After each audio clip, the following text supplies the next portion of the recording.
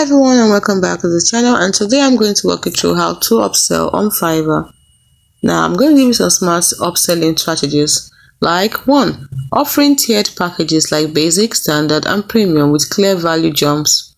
2. Add-ons. You see, for example, you can put rush delivery and you add the cost, extra revisions at the cost and voiceovers at the cost. Thirdly, you can have what they call a post-delivery upsell. For example, loved this project, book me for 5 videos and save 20%.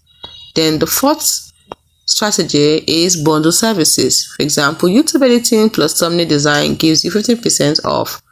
So avoid these mistakes, please. 1. Pushy sales. Be helpful, not aggressive. 2. Unclear pricing. Don't surprise buyers. List extras upfront.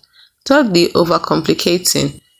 3 to 4 add-ons max. Too many gives us the decision paralysis.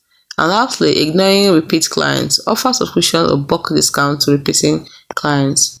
Pro tip: upsell during orders. So if you need a thumbnail with your video, just $15. It's as simple as that. For example, a $50 video edit gig can become $20 with strategic upsell. Hope you found this video helpful.